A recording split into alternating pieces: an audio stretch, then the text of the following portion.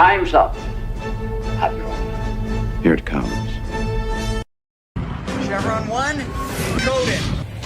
For my ally is the Force, and the powerful ally it is. Life creates it, makes it grow. You failed, Your Highness. I am a Jedi, like my father before me.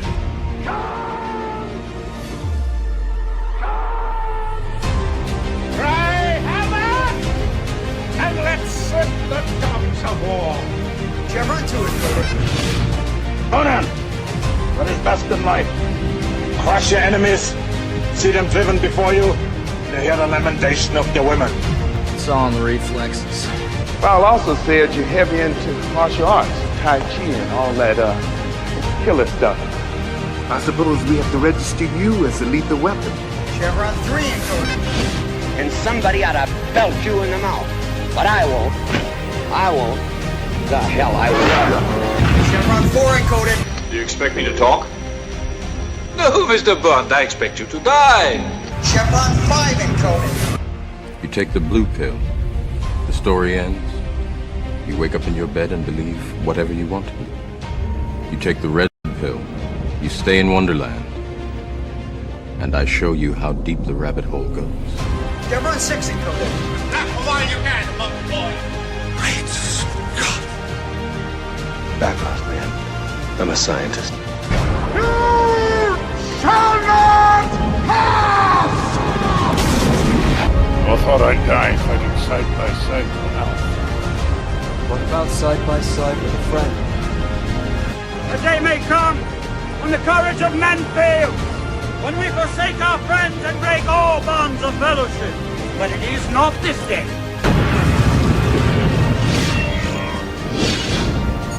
Chevron 7 is locked.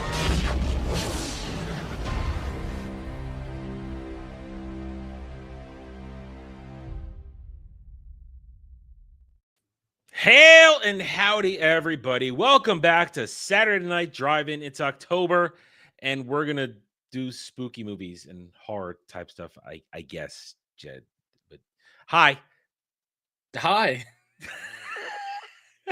These are getting worse and worse. I was leading to a false sense of security that I was going to make a good one, and then I thought, nope, I'm going to cut it right off and say just hi.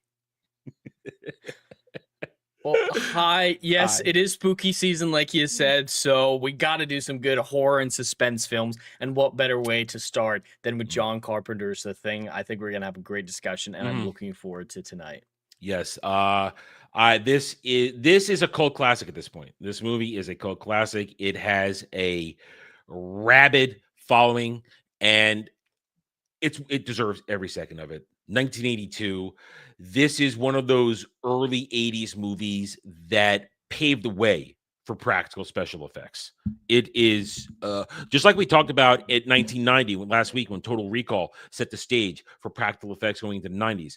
This is one of those movies that said, okay, we're gonna I'm John Carpenter. I'm just, what I'm saying. I'm John Carpenter, and I make effed up movies, and I'm going to freak you out with this one. And I remember the first time I saw this, my stepdad showed it to me. I was single-digit kid, and I was freaked out. I was like, what am I watching? I should not be watching this. I shouldn't be watching this. This is not for a kid.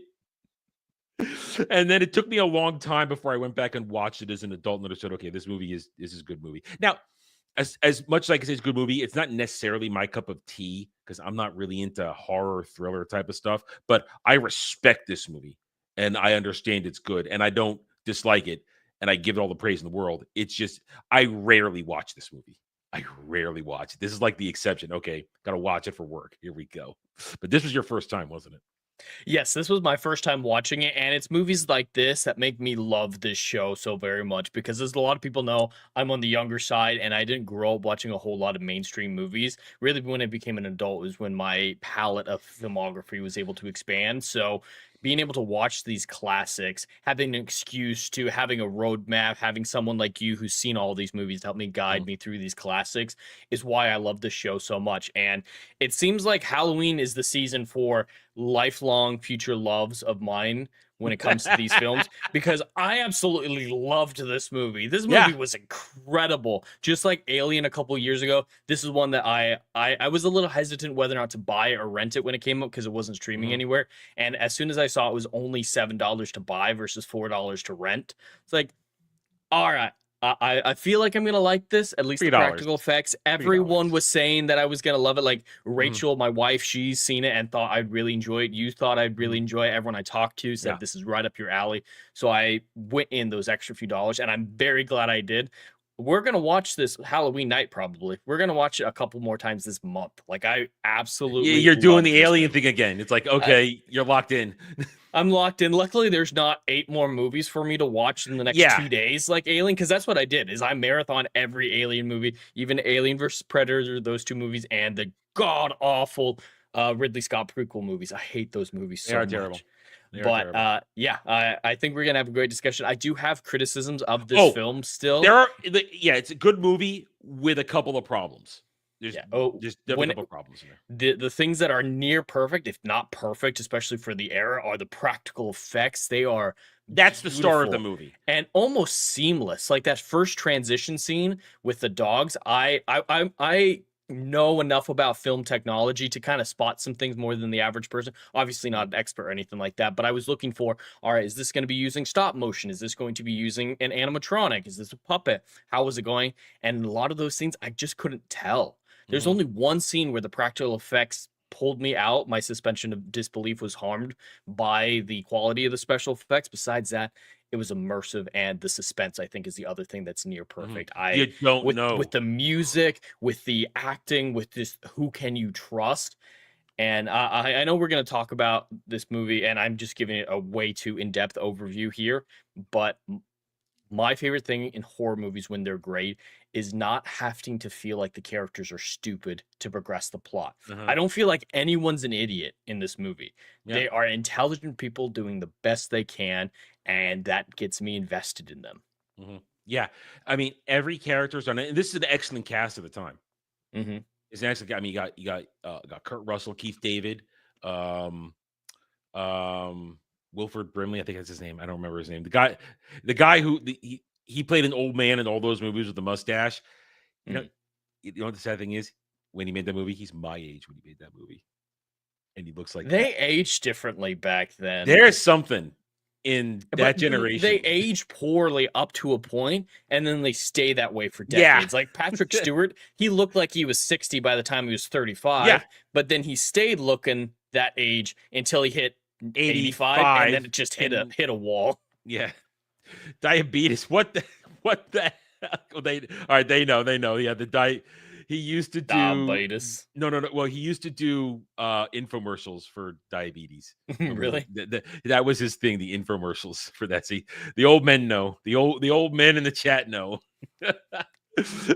Right there. They look at, and they both capitalized it too. They both diabetes. It's always about the commercials with the diabetes drugs with Wilford Brimley. But yeah, so at a really good cast and excellent pacing for this movie. Because if you watch this movie and you start it off, because these are dudes in the Antarctic and they're different scientists doing different things. Some of them are there for one reason, some of them are there for another reason. Some of them are there just to take care of the scientists. They're all there and they're on a time limit, but then you don't know that you're getting an alien horror movie. You don't know because we're about 20, 30 minutes in before they discover the shipwreck, the crashed ship. Yeah, it's quite a ways into there. And then the dog transformations really when you know what type of dog movie it is. Didn't I warn you last week? The dog. I said the dog. You'll understand it when you get there. Oh, those poor dogs. I kind of didn't like the Norwegians at the beginning of the film instinctually by seeing them try to hunt down that dog. But later on, when you see the transformation, you're like, all right, they were kind of fair to go in with grenades. They knew what they snipers. At that point, they knew what was going on, and they were trying to stop it. And maybe they shouldn't have shot that dude in the head. Yeah. I mean, our hero group fucked everything up. They fucked everything up. So what we have here, it's the story. It's a rather simple story, but its complexity comes with the thriller nature of it and the who is it nature, like you mentioned. And you have the, like we said, the scientist group, they get a distress call from a Norwegian science group up wherever. It's Antarctica. It's just It all looks the same. It's the fucking tundra. Which I think helps this film a lot because up until the reveal of the hole in the ground underneath the shack, we'll get to that, I'm sure. But up until that reveal, you didn't really know how long any of this was really taking place. And I think that makes sense for Antarctica, especially because this isn't the time of year where there's the 24-hour sun or anything like that. So it's dark most of the time.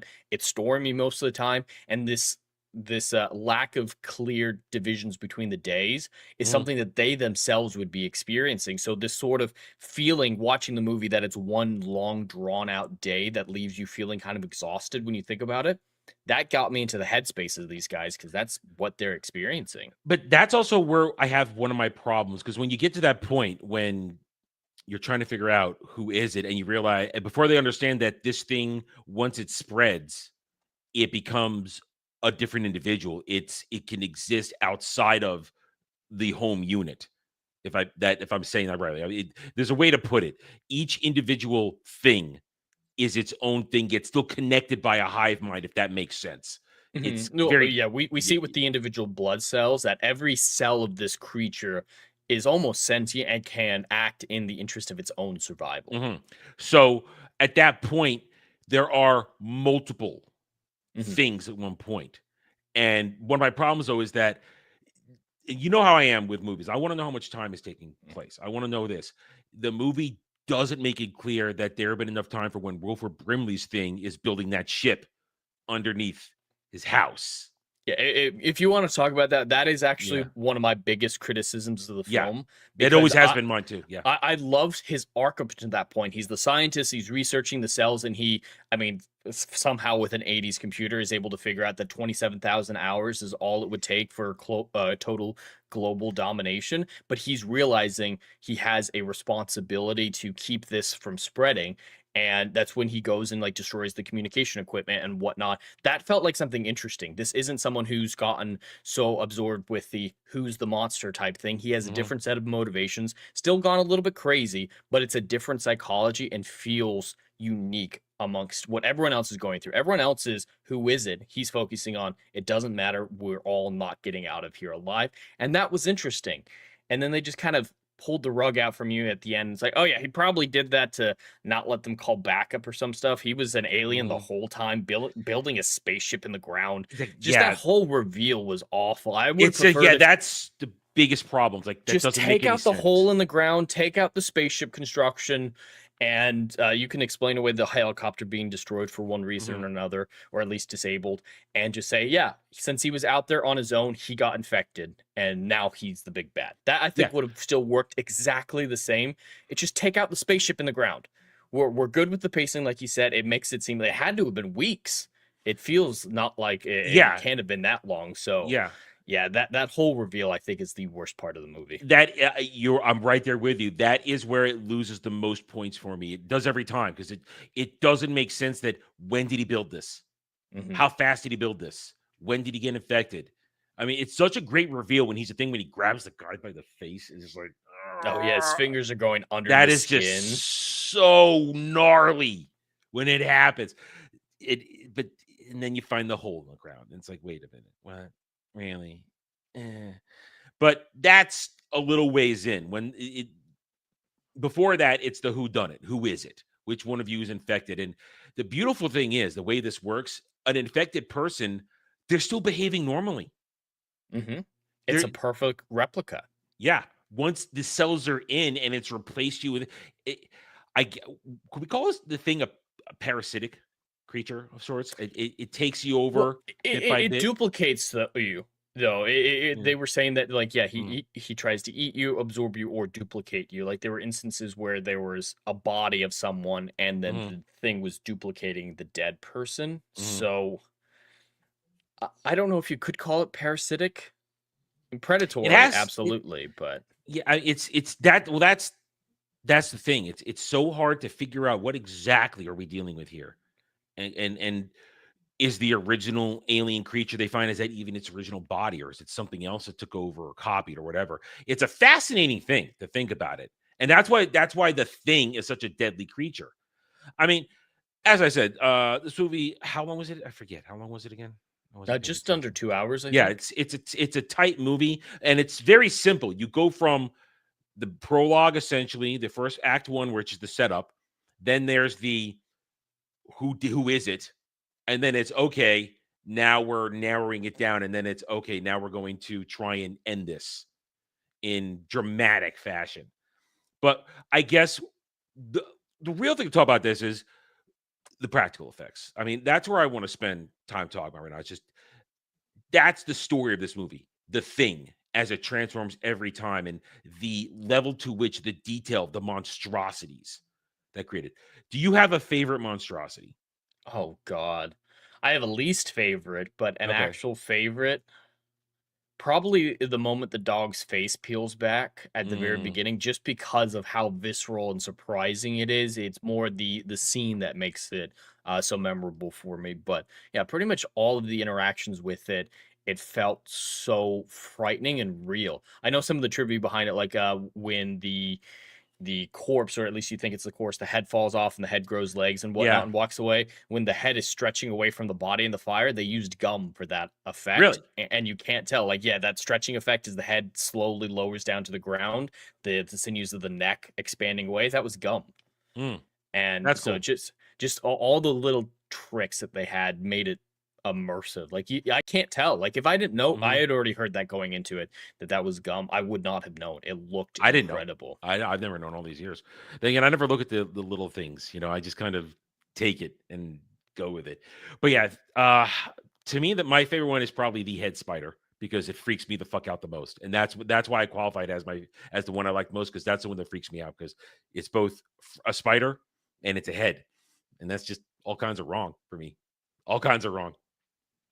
So it's all that stuff. I love that John Carpenter said, go for it to everybody when making these things. Just make the most horrific things you can. And the idea of not knowing, that whole section of not knowing, it's an excellent study of the human psyche, of what do we become when we trust nobody. And then you kind of wonder at that point, because they don't know, can I even trust myself? Because I think Kurt Russell at sometimes wondering, can I trust myself at this point during this? I think a lot of people did, especially in the blood testing scene. They all were like, is my blood gonna freak out right now? Yeah.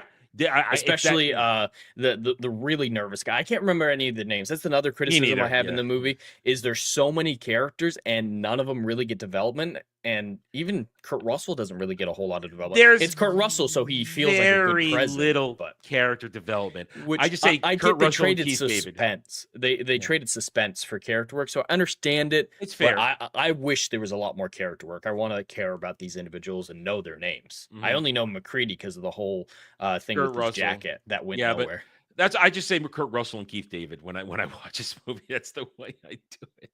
Because we're talking, of course, in this moment, two actors who are just stellar at being character actors. And this is Kurt Russell literally starting to break out into a lot of iconic roles in the 80s at this point. And this is I think this is his first movie with John Carpenter. I'm pretty sure. Escape from New York was 2 years before. before. Oh, it was 2 years before? Okay. I forgot. I didn't know what year Escape New York was made. I'd looked it up specifically because I'd never seen a John Carpenter movie, actually. So you've seen Big Trouble in Little China? Mm-mm. Then again, I'm going to show you and you're going to hate it because it's glorious. That's like the most glorious of 80s shtick schlock in the world. It's great, and it makes no sense half the time, and you'll hate every second of it, but it's glorious. Jack Burton, he's an idiot, but he's great. But yeah, he's breaking out of his Disney era, because that's what made Kurt Russell famous. And like, I've seen the Computer Wore Tennis Shoes and stuff like that. The Disney characters were very different than what made his career iconic in the 80s. This is, I mean, you go from the 60s and the 70s of family-oriented Kurt Russell, and now you get Escape from New York, Snake Plissken, which is just the hardest core you can get. And then now here's McCready, which is the complete opposite of even Snake Plissken. And what I love at that, this is showing you Kurt Russell's range, that he can do family-friendly, can do comedy, and they can do action, and then you can do super serious thriller and just dive into it and be this guy who's just freaking out, trying to keep himself normal, wondering, am I okay too? So the stars of this movie are great. And but the they human do a psyche great part, job with what they've given. Oh yeah. I have no problem with any single performance in this movie, none whatsoever. They all nail it. And Keith David this is prime Keith David. We're getting close to the They Live, where him and Roddy Piper have the epic 45-minute fist fight. That is one of the greatest things in the world. I love that.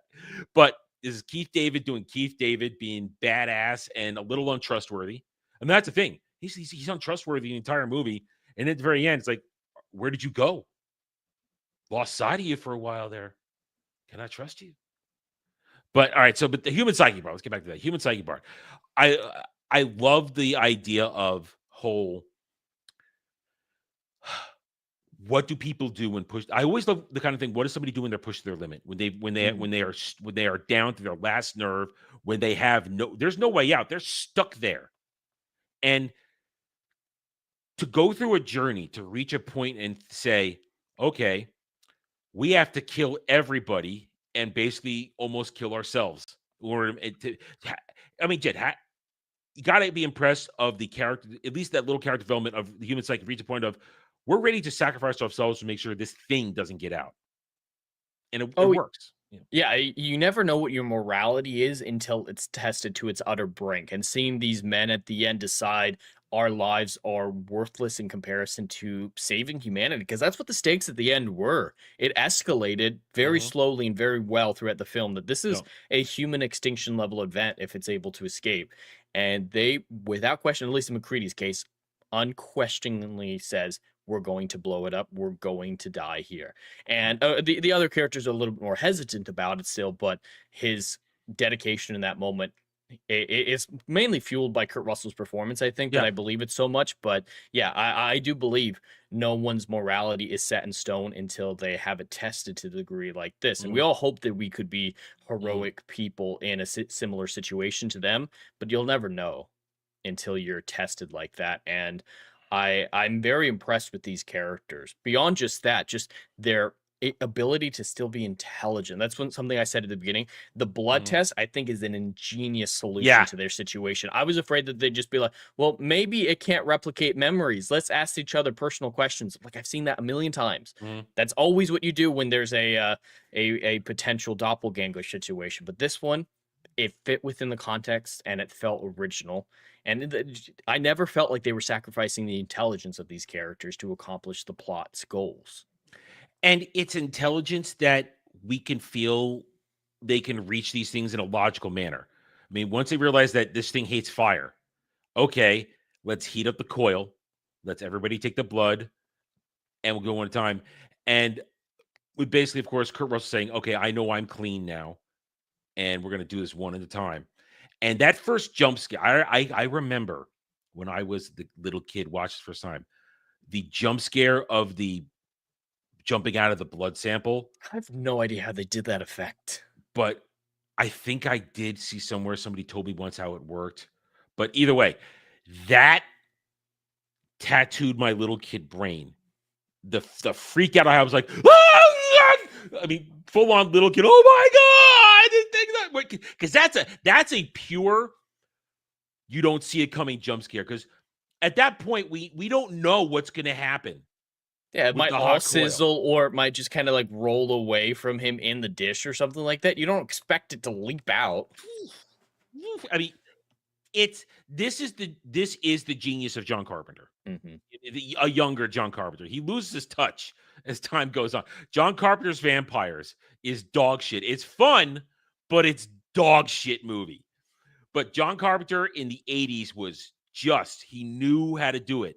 And you give this movie where it's super serious, or Big Trouble in Little China where it's very, very campy. But this is in your face, serious thriller horror. And to create a jump scare like that, the man knew his craft, and you give him all the respect for that back in the day like that. And that's why you love it. And then, of course, when it happens and the one guy's tied up, the other guy reacts to it. Is like, get him away from me! Get away from me! Why were they tied to each other? I know. But what I love about that scene is as soon as the one guy, the jump scare happened, they burned the guy who started to thing out there and ran out into the snow and whatnot. It's like, all right, don't stop testing the blood. There's more than one. It's okay. Keep going. I was afraid that he was just going to be like, all right, that's it. We found the one. But no, Kurt Russell still left them all tied up and still kept testing them. That's what I mean by intelligence. This film isn't sacrificing anyone, because the next sequence, it doesn't accomplish anything besides making sure that everyone else isn't the thing. But the audience, a lot of people would just be like, all right, we've accomplished what we need to. We found the thing. Let's move on to the next scene. He spent a few extra minutes to show he was McCready was intelligent enough to continue the test all the way through until he could verify everyone who was still alive. It's not forgetting the lore of the movie set up that this is not a singular entity. It spreads. There are multiples. So you have to keep going, and that's an excellent point. So all right, where do you want to go with this now? Because since your first watch through of it, I could go on in different areas, but where do you want to take this conversation right now? Like you're thinking about? I do think we've glazed it quite a bit, so maybe there's some criticisms that we could lay on it. The big one, of course, is the twist with the scientist being an alien the whole time. Neither of us think that works with what they're establishing, and I think it really hurts the film because they had an interesting character up to that point who was, at the very beginning, willing to die to keep this thing in check. McCready had to go through the whole movie to come to that conclusion. But there are a few moments that they're red herrings, I think, and they're just meant to increase the who is it nature of the film, but they never paid off. Like, who got McCready's spare jacket, tore it up, and put it in the furnace to frame him as being the thing? We just find it in the snow randomly, and then a few scenes later, the guy runs in and is like, it's McCready, it's McCready, it's McCready. And then that's never paid off. Obviously, he proves that it's not him and is able to help for the rest of the film. But there's also, who stole the key? They were acting like it was so ridiculous that the key was pickpocketed to destroy the blood samples, which there was still plenty of blood in there to accomplish what you needed to accomplish. But there were a lot of moments like that were leading to something and then just dissipated. And that would be fine to a certain extent where there's so much going on that you can't trust anything. But especially with the key and McCready, those two are huge moments that are integral to the plot. They're integral to why people make the decisions they do and who they're suspecting and whatnot. Those are the examples that I put up as they needed resolution. Not everything needs resolution, like the end of the film, I don't think necessarily needs resolution, but those two things did. Who had the opportunity? It's set up and no payoff. Exactly. And I can't disagree with you. These go into the little things. I mean, very little. These are so small, yeah. Yeah, I mean, these are one of those movies. You and I have this all the time. We like a movie so much, and we're looking for things to try and be objectively critical about, because we can't give it, I'm not going to give it a 10 out of 10. There's got to be something in there. And it's always a little thing. The big thing is the spaceship, that the time that we say, but these are little things. You set these things up, and it feels like, I agree with you, let's get to the monster reveals without figuring out how and why and when this happened. And it leads into my overall still problem. There's a severe lack of telling us how much time has passed in certain areas. So we don't know who was free, who was a thing, when did they become a thing. I mean, well, that part of the thing is part of the story is not knowing when somebody became a thing, which is good. That's okay. But there has to be proper payoff for little things. And it doesn't have to take very long. We know many times in movies, it don't take very long, just a half a line, half a second to figure it out. This is the person that did it. Now, of course, maybe this isn't, or it never was intended to be the kind of movie where McCready puts all the puzzle pieces together to figure out how long something is going on, because McCready's he's the average Joe of this group. He's not the super scientist. He's essentially their caretaker in a way. He's the pilot. He's the helicopter pilot. That's pretty much what his service is. And I do have to point out, I love how quickly they set up his character with the chess machine at the beginning. I can't see a whole lot of companies approving a chess machine of that size being transported down there and serving no other purpose, but him just pouring the booze down, I thought was hilarious. But he was just the pilot. He had nothing to do most of the time. Yeah, so that's why he's bored all the time. And for him to have to be the one to shoulder all of this and figure this shit out is the interesting aspect of it. But at the same time, like I said, he's not intended, I don't think, to put the pieces together because it's not his type of, he's not that type of character because he's just there to take action when the time is right. So I feel like I can't disagree with what you're saying that those were unnecessary setups. They could have just been glossed over. I mean, one is fine, like the whole jacket thing. That's a good thing. A thing put it out there because it realized that McCready is suspicious. So he's the most competent antagonist. Competent. I was gonna say that he's the one that can be a problem because the thing is intelligent. It's intelligent. It's a surreptitious creature. It's gonna hide. It's gonna wait. It's gonna be patient until it's discovered. And when it's discovered, it's gonna grab you by the face and push its fingers into your cheeks, or it's gonna eat you. And if you're a dog in the pen, but the movie could have left those things out. I don't disagree at all. It could have, and it wouldn't have taken anything away from the movie. I don't think, because it still would have been who is it, who's infected, who's not. How can we trust each other? Let's get to the point now where we're going to try and figure it out. And once you get to the blood testing, which to me that's the peak of the tension right there. The blood testing, absolutely, and I love the way it builds. Oh yeah, that's the one that always sticks out. That's the one you always remember. Honestly, that's the most famous scene of that movie. I think the blood testing. Next to the dog mutation. The only scene I'd seen before was the one with the head spider, and leading up to that when the stomach. But that's part of that scene. That's all part of that. So it's designed to be this way, and it's supposed to build attention. And even though we nitpicked at little stuff, it is always meant to build the tension in that way. So I'm okay with it, but I agree that there is there's little things, either pay them off or don't set them up in the first place. Exactly. Yeah. Let's see. I mean, as great as this is, what else do you want to talk about? Because I'm not sure what else to talk about as outside of just. I guess we can talk about the finale. You want to go to the third act? We can go jump right to that because that's the tension. It's like you think you have all your allies in check and you're hunting this thing down and you got to set the bomb to blow everything up. Problem is everybody gets separated. Which was let's not get separated so we keep an eye on each other. And they win, but we don't win because you got Kurt Russell and Keith David eyeing each other at the very end there. One of us is infected. We don't know who. Let's just wait till we freeze and die. Well, they don't necessarily know that either of them is infected. But it's possible. I have bad news for you. It has been leaked in recent years that one of them was infected. It has been revealed. It's not included in the film, so it doesn't. I don't think it matters. It's all about what's in the film that matters rather than the intention. Because, like the whole thing with Blade Runner, everyone talks about whether or not he's a replicant. Ridley Scott has an opinion, but he didn't include that opinion in the film, so it's his opinion fact. I guess it depends how you look at it. Does a creator have it? Well, again, he's a creator. He adapted something. He didn't write that. He adapted it. He didn't make it up. Just like The Thing is an adaptation. There's an older version of this. Ridley Scott did. I'm not Ridley Scott. John Carpenter didn't make this up. So I prefer ending on this cliffhanger. The not knowing who's infected is the perfect ending to this movie. And you know how I feel about ambiguous endings. I generally hate them. But when you build on a movie of who is it, and in that moment, they've got fire that's burning out, they've got a little liquor, and here comes the freeze.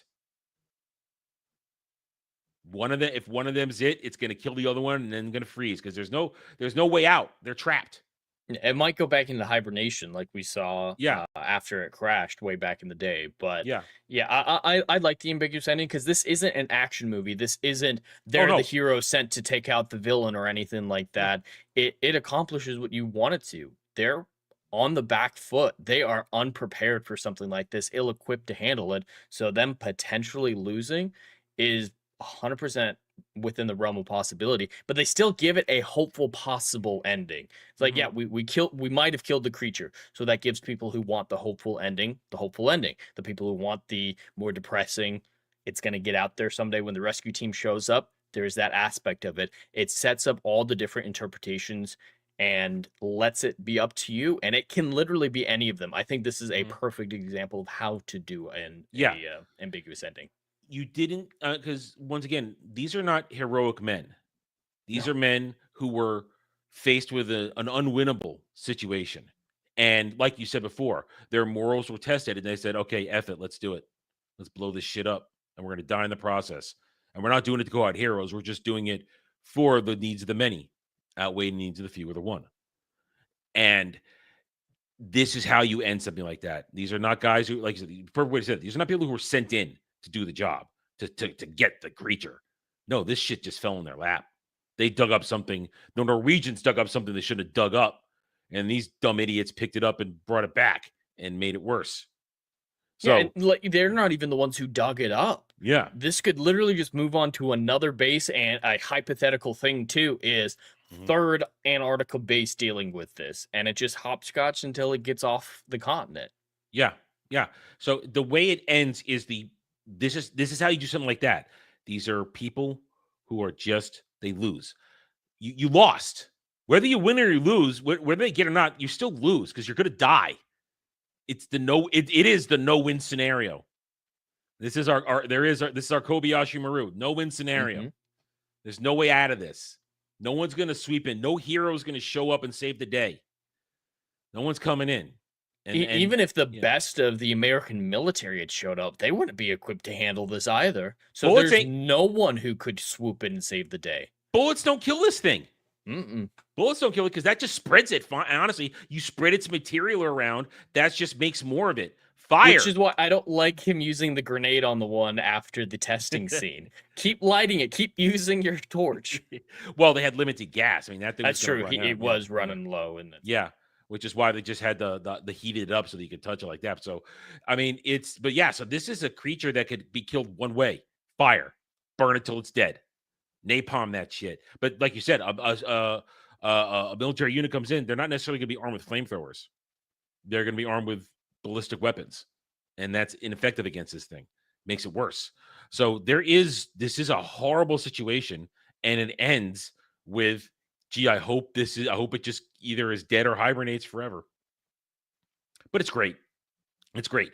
You have that proper feeling of, I hate that this happened, and I hate myself for looking at this, and I feel disgusting, but part of me, I loved it at the same time, that it was such a, as I said, beginning, this is not my type of movie, but I have the utmost respect for every aspect of this movie because it is an excellently produced movie, well acted. The script is minimal, but like the chat was saying, they have these great one-liner moments when they freak out, but at the same time, it's a minimal script, and that the minimal script, the minimal dialogue for most of the movie adds to the atmosphere of, you are out there on the fucking tundra, and it's cold and it's dark, and ain't nobody gonna help you. It adds to it. I agree. So when they do talk, it's added tension. The words mean more, and it also doesn't stress that we're not. You don't need exposition. This is a movie where every visual speaks for itself. Yeah, the one exposition dump in the film that I would say is the important one. I mean, and you could kind of say that the shot of the ship crashing in the beginning was a little bit expositional, but the only real expositional dump was watching the tapes of the Norwegian finding the spaceship. And that was a show, and that was a logical way for them to come across that information. It didn't just feel like, all right, we're stopping everything. All right, everyone gather around. We've come to these conclusions that are 100% accurate. And as you know, anything like that, it's just one exposition dump that is completely understandable and minimal. It's like a 30-second sequence, and it's more just, hey, there's a shot of them looking at an alien ship crashed in the ice. What does this mean? And then it goes into the character and the character reactions. Who do we trust? This thing, this is what I found about it researching the cells. And I agree. It did a really great job with a minimal concept. This isn't a crazy concept. No. There's not deep no at all. needed backstory. No. I don't.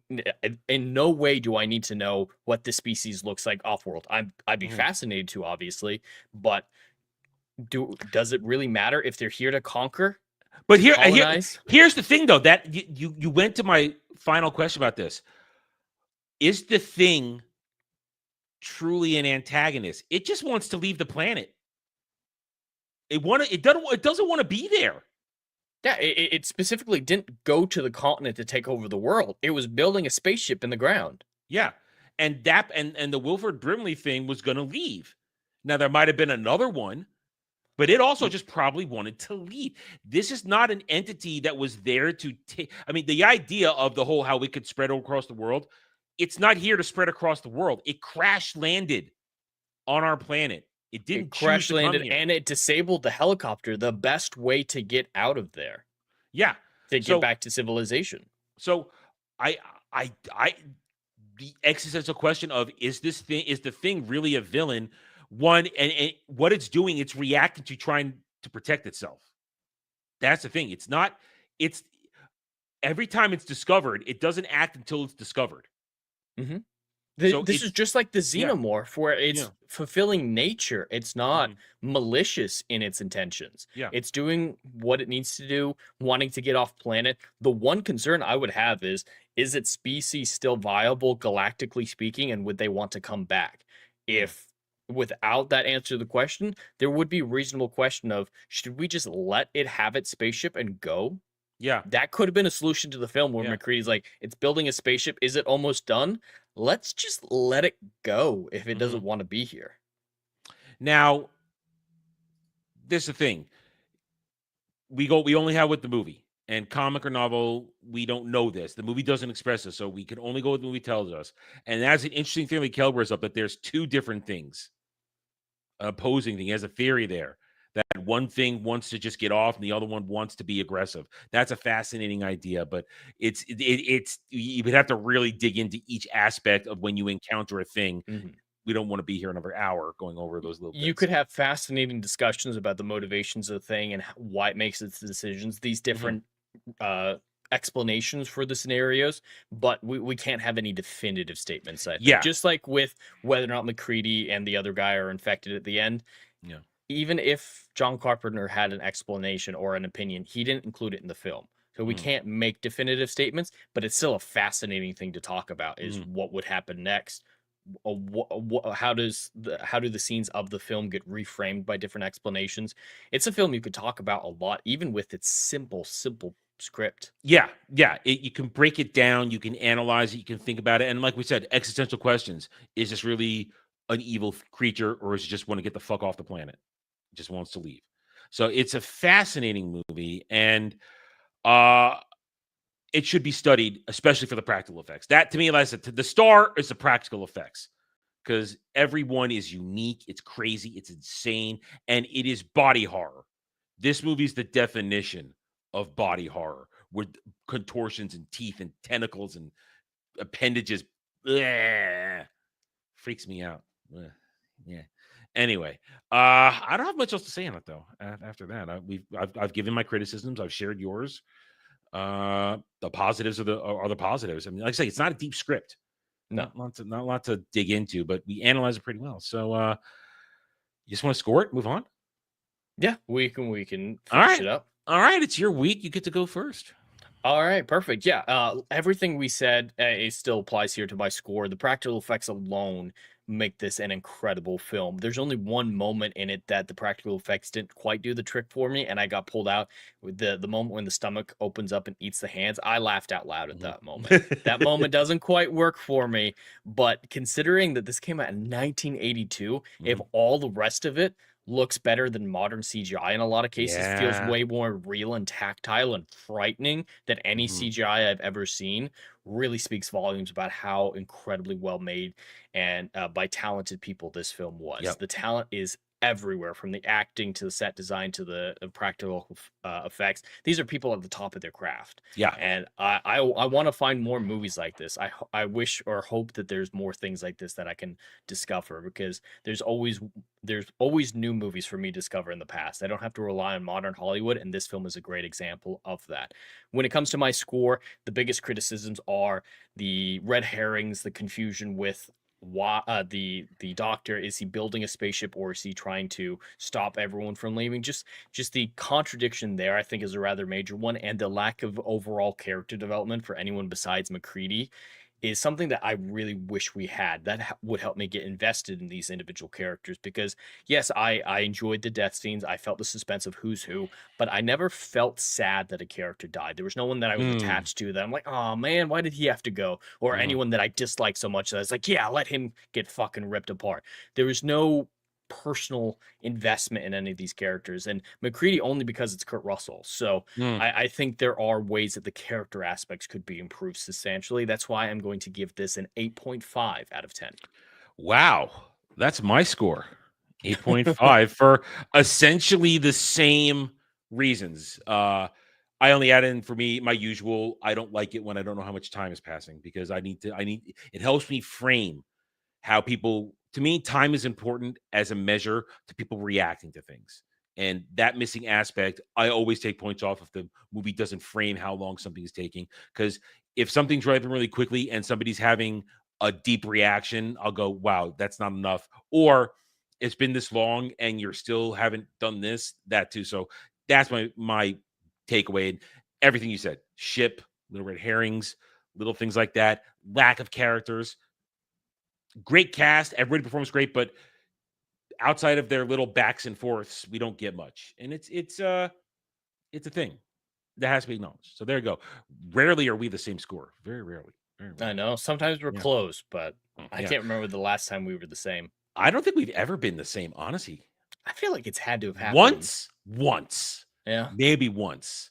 Some autist in the chat can go back and check every score. I feel like Wrath of Khan we were probably pretty close on. I think I gave it a 9.5. I think. Anyway, once. I think maybe once we've been the same. Once. Very rarely though. It's not a common occurrence with us. No. But absolutely not. That being said, I had to rack my brain what to choose for next week. I because I don't do horror. I'm not really a Halloween guy. But then I thought, wait a minute. Okay, I have one that will generate a good discussion, because what I've chosen is a good but very flawed movie. And that is Bram Stoker's Dracula. Have you seen it? I have not. Oh, starring Keanu Reeves, Winona Ryder, Sir Anthony Hopkins, and Sir Gary Oldman. So it's got a cast. It does. It's got a cast. But as an adaptation of Dracula, is it really good? So I have my I like the movie, but I have my problems with that movie. Gizad, we can't do Pumpkinhead. That's just a straight up horror movie. We'd spend about 10-15 minutes talking about it, and then we'd be done. We gotta have some meat on the bones. I prefer Pumpkinhead 2, honestly. I like Pumpkinhead 2 better than Pumpkinhead. You point that one out. I was looking at the Legatus one, saying that it was my fault that Apple Dumpling Gang got shit on. We shit on that one together. No, that was a universal dump. Yeah. Legatus. It wasn't my fault. All right. Blame Adam for it too. Yeah. This Legatus trying to pass the buck that he chose a movie that we hated. I hated it when I was a kid. Movie. I hated it when I was a kid, and I hate it as an adult. 70s Disney is shit. But anyway, so there you go. Next week, and Bram Stoker's Dracula, and that should be a good one. Anyway, so thank you everybody for joining us this evening. We hope you had a good time. Best way to do that: subscribe, hit like buttons, leave comments, and we'll see you next week. Until then, take it easy.